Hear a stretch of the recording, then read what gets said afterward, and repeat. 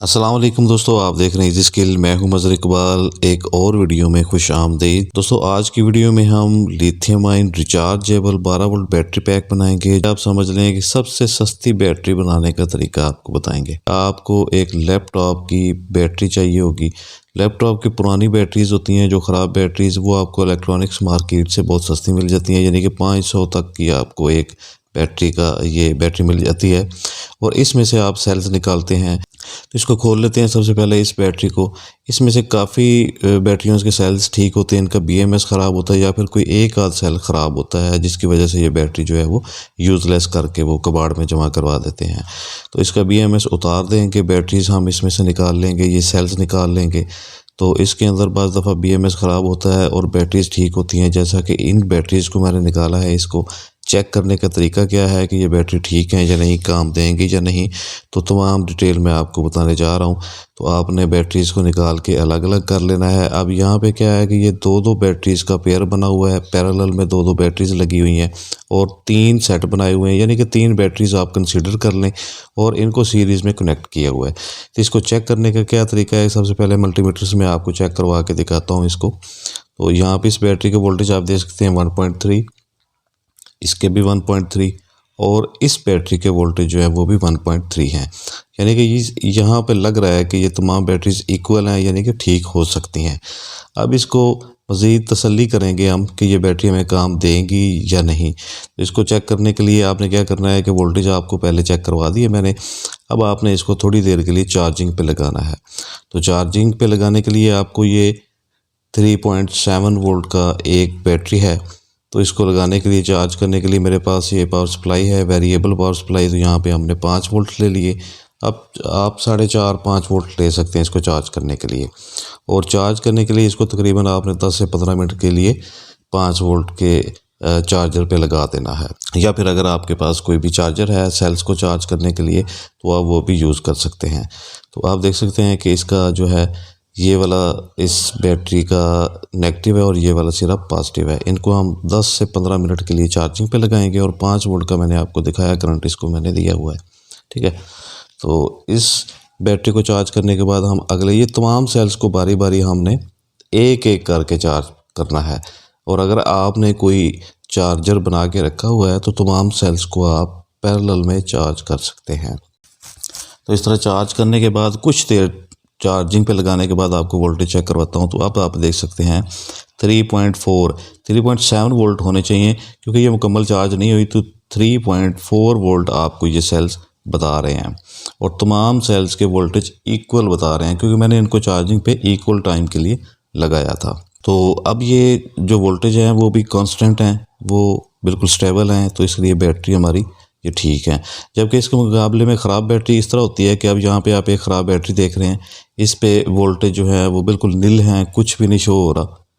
تو اس کو ہم چارجنگ پہ لگائیں گے، تو اس کو چارج کرنے کے بعد کیا کنڈیشن ہوگی وہ بھی میں آپ کو دکھاتا ہوں۔ تو یہاں پہ اس کو بھی اتنا ہی ٹائم ہم چارج کریں گے، یا پھر تھوڑی دیر کے لیے آپ اس کو تھوڑا سا اس میں کرنٹ جمع کر کے دیکھ لیں۔ اب دوبارہ اس کو چیک کریں گے تو آپ دیکھ رہے ہیں 1.8، اور یہ دیکھیں یہ وولٹیج جو ہیں وہ مسلسل ڈراپ ہو رہے ہیں، یہ رکے ہوئے نہیں ہیں، سٹیبل نہیں ہے۔ تو وولٹیج ڈراپ ہو رہے ہیں، اس کا مطلب ہے کہ یہ بیٹری خراب ہے، یہ وولٹیج چارج کو اپنے اندر جمع نہیں رکھتی، ٹھیک ہے۔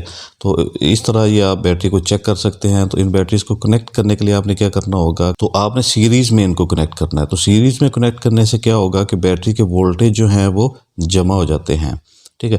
مطلب 3.7 وولٹ کی ایک بیٹری ہے، تو 3 بیٹری کے 11.1 وولٹیج بنیں گے۔ تو یہاں پہ آپ دیکھ سکتے ہیں کہ اس طرح سے آپ نے ایک بیٹری کا پازیٹیو اگلے کے نیگیٹو سے اور اگلی بیٹری کا پازیٹیو اگلے کے نیگیٹو سے، 2 اینڈز آپ کے پاس بچتے ہیں، پچھلا آپ کے پاس نیگیٹو آ گیا اور اینڈ والا سرا آپ کے پاس پازیٹیو آ گیا۔ سیریز میں جوڑنے سے کیا ہوگا، بیٹریز کے وولٹیج کمبائن ہو جاتے ہیں، اور ان بیٹریز کے اوپر اگر آپ اوپر والی 3 بیٹریز بھی پیرالل میں جوڑ دیتے ہیں، ہر بیٹری کے ساتھ ایک بیٹری، تو آپ کے امپیئرز ڈبل ہو جائیں گے، یعنی جتنے امپیئر کی ایک سیل ہے اس کے ساتھ اتنے امپیئر کا اور لگائیں گے تو وہ ڈبل امپیئر ہو جائیں گے، دونوں کے کمبائن ہو جائیں گے۔ تو یہاں پہ آپ دیکھ سکتے ہیں کہ یہ بیٹریز ہیں۔ تو اس کو میں نے کاٹا اس لیے نہیں، کنیکٹ یہاں سے کی ہوئی تھی، کاٹا اس لیے نہیں کیونکہ اس کو سولڈ کرنے کی ضرورت نہیں ہے، اسی طرح آلریڈی صحیح کنیکٹڈ ہے۔ تو آپ نے کنیکٹ کس طرح سے کرنا ہے وہ میں نے آپ کو بتا دیا۔ تو تینوں سیٹس کو یعنی کہ تینوں سیلز کو یا پھر سیٹ ہوں تو اس طرح سے آپ نے رکھنا ہے کہ ایک دوسرے کے اینٹی رکھنا ہے. ایک کی پازیٹیو سائیڈ ہوگی تو دوسرے کی نیگیٹو سائیڈ آ جائے گی کیونکہ ہم نے ان کو سیریز میں جوڑنا ہے. تو آپ دیکھ سکتے ہیں یہاں پہ ایک بیٹری کا پازیٹیو، اگلی کا نیگیٹو اور اگلی کا پھر پازیٹیو اوپر کی طرف ہے. تو ان کو ہم ٹائی کر لیتے ہیں کسی بھی ٹیپ سے یا کسی بھی چیز سے باندھ کے ہم اس کو اکٹھا کر لیں گے تاکہ اس کو سولڈ کرتے ہوئے یہ ہلے نہ. تو تمام بیٹریز کو ہم نے اکٹھا کر کے اس طرح اچھے طریقے سے ٹائی کر لینا ہے. کسی بھی طریقے سے آپ اس کو جو ہے وہ باندھ سکتے ہیں، کسی باکس میں لگانا چاہیں تو وہ کر سکتے ہیں. تو یہاں پہ ہم نے کیا کیا کہ پہلی جو بیٹری ہے، پہلا جو سیٹ ہے، اس کا جو نیگیٹو ہے یہ سینٹر والے کے پازیٹیو کے ساتھ جڑا ہوا ہے. تو یہاں پہ اس سینٹر والے کا نیگیٹو ہم اگلے کے پازیٹیو کے ساتھ لگا رہے ہیں یہاں پہ، ٹھیک ہے. تو یہ سیریز میں کنیکٹ ہو جائیں گے اس طرح سے. تو اس کو سولڈ کرنے کے بعد یہ اس کے کنیکشن ہو گئے ہیں. بہت ہی سمپل ہے، بہت ایزی ہے، بچہ بھی بنا سکتا ہے اس کو، ٹھیک ہے. اب اس کے بعد ہم نے اس کو فائنلی پازیٹیو اور نیگیٹو آؤٹ پٹ لینی ہے اس کی. تو ایک سائڈ پہ ہمارے پاس آپ دیکھ سکتے ہیں کہ پازیٹیو اینڈ بچا ہوا ہے ایک سیٹ کا. تو اس کے اوپر ہم پازیٹیو وائر لگا دیں گے اور اسی طرح سے اس جو بیٹری پیک کا دوسری سائڈ سے نیگیٹو اینڈ بچا ہوا ہے، یہاں پہ آپ دیکھ سکتے ہیں اس کی بیک سائڈ پہ یہ ایک اینڈ بچا ہوا ہے نیگیٹو کے لیے. تو یہاں پہ ہم نیگیٹو وائر لگا دیں گے، ٹھیک ہے.